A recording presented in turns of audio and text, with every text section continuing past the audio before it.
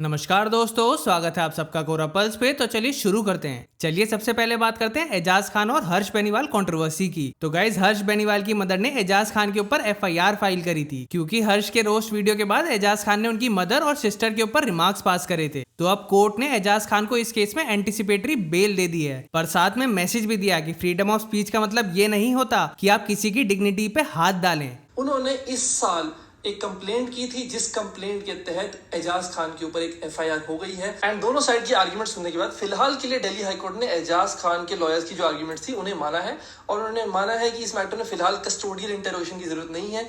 जो electronic devices चाहिए वो एजाज खान के पास है नहीं, वो सबमिट वो ऑलरेडी कर चुके हैं मुंबई पुलिस के सामने।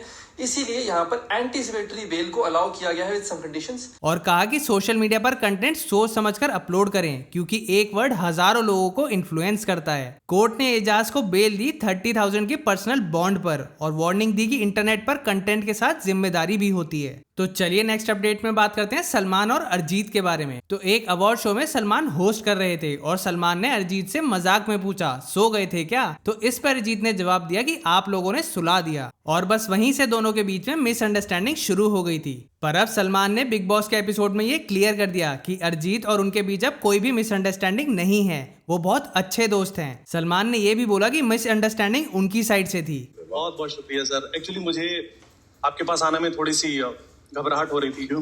मेरी शक्ल अरिजीत सिंह से मिलती है। अरिजीत और मैं बहुत अच्छे दोस्त हैं। वो मिसअंडरस्टैंडिंग थी और वो मिसअंडरस्टैंडिंग मेरी साइड से। उन्होंने बताया कि अरिजीत ने टाइगर 3 के लिए गाना भी गाया था और अब उनकी next movie battle of Galwan में भी अरिजीत ही गा रहे हैं। तो चलिए अब हम बात करते हैं अन्नू कपूर के पॉडकास्ट की। अन्नू कपूर ने पॉडकास्ट इंटरव्यू में नवाजुद्दीन सिद्दीकी के साथ एक बुरा एक्सपीरियंस शेयर किया। उन्होंने शुभांकर मिश्रा के पॉडकास्ट में बताया कि कुछ साल पहले उन्हें गोवा में एक इवेंट में बुलाया था जहाँ उन्हें नवाजुद्दीन का इंटरव्यू लेना था। अन्नू कपूर ने कहा कि वो नवाजुद्दीन के एजुकेशनल बैकग्राउंड से बहुत इम्प्रेस थे, पर उन्होंने बाद में बताया कि जब उनसे उनकी लव लाइफ के बारे में पूछा तो उन्होंने कहा कि बहुत सारी आई और चली गई। इस पे अन्नू ने कहा कि ये बात उन्हें बहुत चीप लगी। तो मैंने कहा कि अच्छा आपके जीवन में प्रेम प्रसंग हुए हो? तो उसने जिस तरह से बोला बहुत आए बहुत चले गए, तो मुझे लगा बहुत फ्रिवलेस किस्म का आदमी है वो। बहुत आए बहुत चले गए का क्या मतलब है बे? What do you mean by that?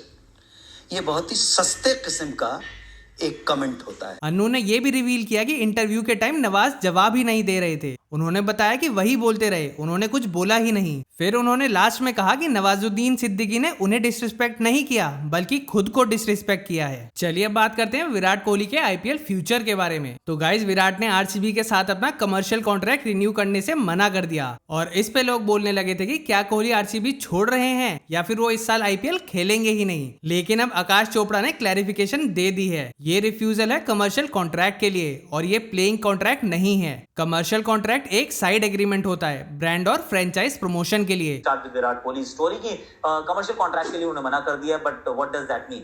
Will he not play for the RCB? ना, ऐसा नहीं। पक्का खेलेगा। मैं आपको बता रहा हूँ, अगर खेल रहे हैं विराट कोहली तो 100% एक ही फ्रेंचाइज के साथ खेल रहे हैं और अभी तो ट्रॉफी जीते हैं यार। ट्रॉफी जीत के कोई थोड़ी ना छोड़ता है, तो वो कहीं नहीं जा रहे। he is playing and I think he's definitely playing and he's playing for the RCB। उन्होंने कहा कि विराट ने आईपीएल या आरसीबी से ब्रेक नहीं लिया है, अगर वो खेलेंगे तो आरसीबी के लिए ही खेलेंगे। आकाश चोपड़ा ने यह भी कहा कि विराट ने अभी तो ट्रॉफी जीती है तो वो फ्रेंचाइज क्यों छोड़ेंगे? हो सकता है उनके पास डुअल कॉन्ट्रैक्ट हो या फिर नए टर्म्स पे बात चल रही हो। चलिए आगे बढ़ते हैं। तो गाइस, सोनाक्षी अपने हस्बैंड जहीर के साथ आबू धाबी के मॉस गई थी। इस विजिट का पोस्ट शेयर करने के बाद सोनाक्षी को लोगों से बहुत बैकलैश मिला, जिसमें लोगों ने बोला कि शूज पहनकर मस्जिद नहीं जाना चाहिए। पर सोनाक्षी ने क्लियर कर दिया कि वो शूज पहनकर गई ही नहीं थी। कहा कि ध्यान से देखो, हम मस्जिद के बाहर हैं। उन्होंने ये भी कहा कि अंदर जाने से पहले जहां शूज रखने के लिए जगह दिखाई थी वहां उतार दिए थे और बोला कि इतना तो उन्हें भी पता है। चलिए अब बात करते हैं एक फॉरेनर टूरिस्ट की जिसने इंडिया में कुछ बच्चों को डांट दिया। तो गाइस, हुआ ये कि कुछ बच्चे टूरिस्ट से बात कर रहे थे और तभी एक लड़के ने फूड रैपर को स्ट्रीट पर ही फेंक दिया। इस पे टूरिस्ट ने बोला कि उसे उठा के डस्टबिन में फेंको, पर यार उस लड़के ने मना कर दिया और रैपर को अपने पैर से ही दबाने लगा। Amina. Oh, what did you do? You dropped it. You pick it up. Put in a bin. Why not? But you dropped it. It's not okay. No. It's not okay. You pick it up. Ay.